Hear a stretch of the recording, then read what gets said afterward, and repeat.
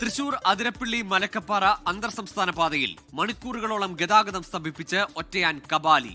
മതപ്പാടുള്ള കാട്ടാന കാട് കയറുന്നതുവരെ പാതയിൽ ഗതാഗത നിയന്ത്രണം ഏർപ്പെടുത്തി. അതിനിടെ പാലപ്പിള്ളിയിൽ ഇറങ്ങിയ കാട്ടാനക്കൂട്ടം വ്യാപക കൃഷിനാശം വരുത്തി.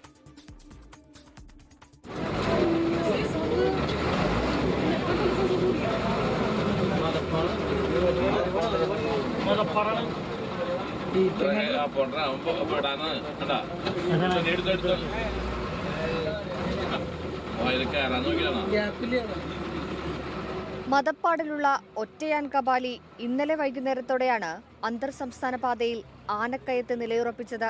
മണിക്കൂറുകളോളം റോഡിന് നടുവിൽ തന്നെ തീറ്റയെടുത്തു നിന്നു. ഇടയ്ക്കൽപ്പനേരം മാറിയെങ്കിലും വീണ്ടും ആന റോഡിന് നടുവിലേക്ക് വന്നതോടെ ഒരു രാത്രി മുഴുവൻ നിരവധി വാഹനങ്ങൾ ഉൾക്കാട്ടിൽ കുടുങ്ങി.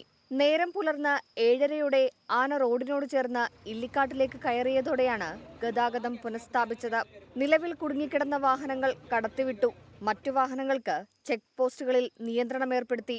മതപ്പാടുള്ള ആന കാട് കയറുന്നതുവരെ പാതയിൽ ഗതാഗത നിയന്ത്രണം ഏർപ്പെടുത്തിയിരിക്കുകയാണ് വനം വകുപ്പ്. അതിനിടെ തൃശൂർ പാലപ്പിള്ളിയിലും കാട്ടാനക്കൂട്ടമിറങ്ങി. ഹാരിസൺ മലയാളം ഡിവിഷനിൽ എലിക്കോട് പാഡിന് സമീപമാണ് രാത്രിയിൽ കാട്ടാനക്കൂട്ടമിറങ്ങിയത്. വ്യാപക നാശനഷ്ടം വരുത്തി ആനക്കൂട്ടം സമീപത്ത് തന്നെ തുടരുകയാണ്. 24 തൃശൂർ. ലോകത്തെവിടെയായാലും ഏത് സമയത്തും 24 വാർത്തകളും ഓഗ്മെന്റഡ് റിയാലിറ്റി പാക്കേജുകളും എക്സ്പ്ലെയിനറുകളും വിശദമായി കാണാൻ ഞങ്ങളുടെ യൂട്യൂബ് ചാനൽ നിങ്ങൾക്ക് സബ്സ്ക്രൈബ് ചെയ്യാം.